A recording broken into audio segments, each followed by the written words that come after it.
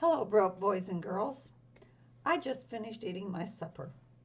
I don't know what time of the day it is when you're watching this, but meals are called times of friendship. They're times when we talk to each other. We talk about what has happened or what is happening. And the Bible is full of stories about God eating with his friends in the Old Testament, Jesus eating with his friends in the New Testament. Yesterday, I did this lesson, and it went too long and it would not make on the TV channel. So I'm trying it again. In the New Testament, we see Jesus eating at a wedding feast. He was invited by the bride and groom. He changed water into wine so that the bridegroom's family would not be embarrassed. He ate with his friends, Martha and Mary and Lazarus. He ate the Last Supper with his apostles. After Easter, he fixed a picnic breakfast with his apostles, for his apostles. And it was during that picnic breakfast that he put Peter in charge of a lot of things. In fact, he asked Peter 3 different times, "Peter, do you love me?" And Peter kept saying, "Yes, Lord, you know I love you." But remember, on Good Friday, that Friday that Jesus died on the cross, 3 times Peter said he didn't know Jesus. So, I think Jesus was giving Peter a chance to make up for those 3 times that he said he didn't know him.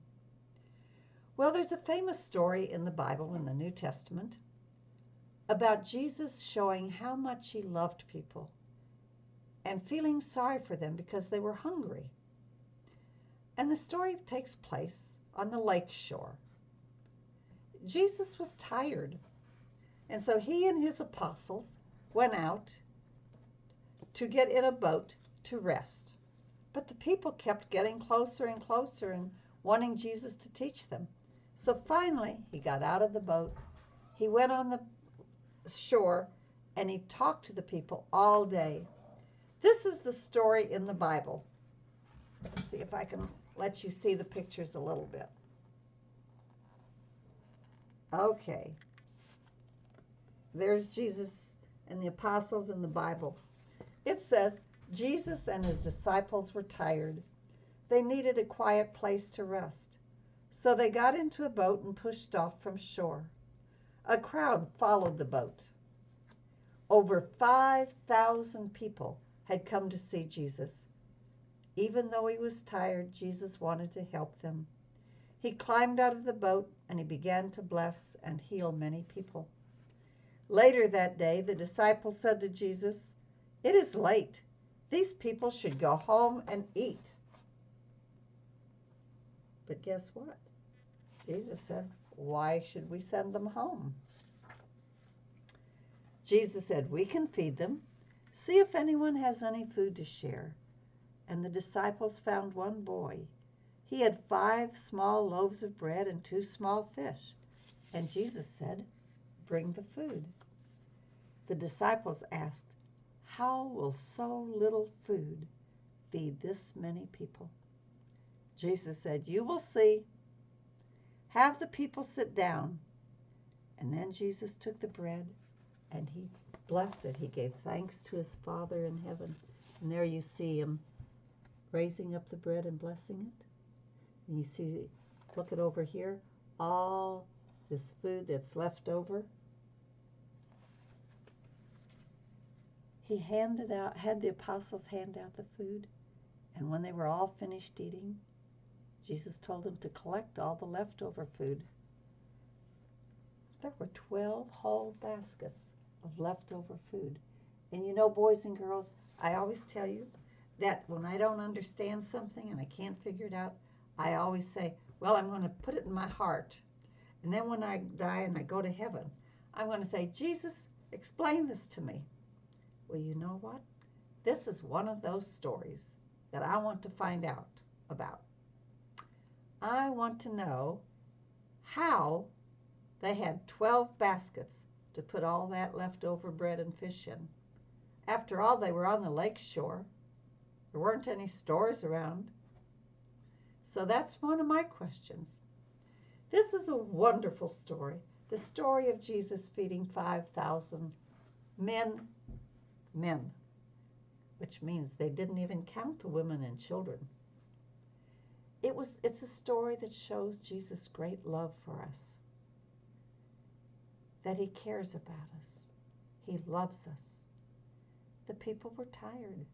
They were hungry, and Jesus fed them.